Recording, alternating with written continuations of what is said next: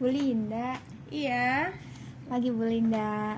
pagi. Gimana kabarnya Ibu hari ini, Bu? Alhamdulillah, baik. Ibu gimana? Alhamdulillah sehat juga.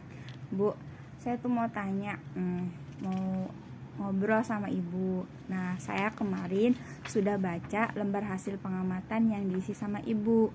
Ada beberapa kekuatan dan kelemahan dalam praktek mengajar saya itu, Bu. Yaitu kurangnya pengelolaan kelas dan kepercayaan diri saya, sehingga kelas itu menjadi tidak kondusif. Betul, Bu. Saya ingin berbagi sedikit ya pengalaman mengajar saya tahun lalu. Waktu itu di kelas 4. Salah satu tantangan terbesar waktu itu adalah pengelolaan kelas. Banyak siswa yang sulit dikondisikan. Mereka lebih suka ngobrol saat saya menjelaskan materi. Nah iya Bu, sering banget saya tuh mengalami hal tersebut. Kadang kita tuh sudah menyiapkan materi sebaik mungkin, tapi kalau suasana kelasnya nggak kondusif, yang menangkap pelajaran cuma sebagian kecil siswanya. Betul, Bu. Saya sempat merasa frustasi juga sih awalnya, tapi di kemudian saya mencoba mencari cara gimana agar pembelajaran bisa lebih efektif. Memang ya, saya menyadari mungkin pendekatan saya itu perlu lebih bervariasi lagi. Wah menarik nih Bu. Variasi apa yang pernah Ibu lakukan? Ibu dicoba apa tuh Bu, gimana? Saya mulai dari metode pembelajarannya ya, dimulai dari metode pembelajaran tidak hanya ceramah atau diskusi, tapi saya selipkan permainan seperti permainan edukatif, cerita, bahkan kegiatan proyek kelompok. Misalnya waktu belajar pecahan, saya ajak siswa bermain yaitu permainan pecah kue dari kertas warna. Nah, itu ternyata bisa membuat mereka lebih tertarik dan lebih aktif lagi. Wah bagus juga ya Bu, ternyata kalau kayak gitu berarti anak-anak bisa juga belajar dan bermain ya Bu.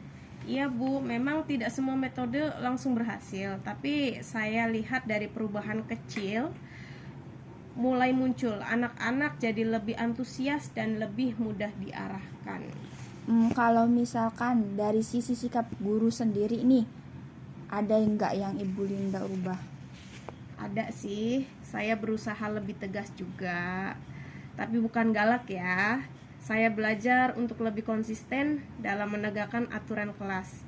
Dulu saya suka ragu kalau mau menegur, takut bikin mereka malas belajar.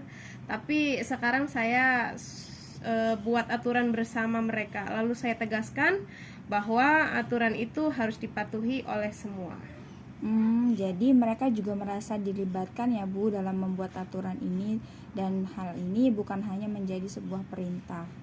Ya betul Bu, itu juga bikin mereka merasa lebih dihargai. Dan kalau ada siswa yang tetap sulit diatur, saya coba dekati secara pribadi ya.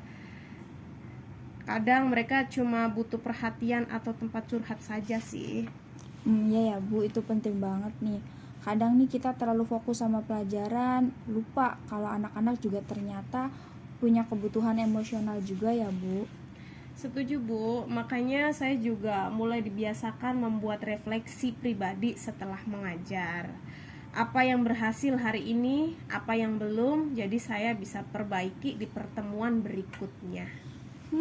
Alhamdulillah saya nih jadi banyak belajar dari obrolan sekarang nih Bu. Saya jadi makin semangat buat mencoba variasi metode dan pendekatan yang lebih personal lagi ke anak-anak ya Bu ya.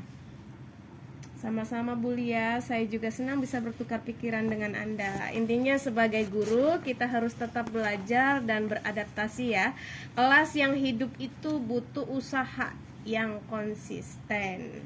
Ya Bu, makasih banyak ya Bu atas masukannya. Semoga nih kedepannya cara mengajar saya bisa diperbaiki dengan konsisten, sehingga akan menyenangkan dan pembelajaran jadi lebih bermakna buat anak-anaknya. Ya, sama-sama Bu Lia, semangat ya. Ya Bu, mari Bu. Ya.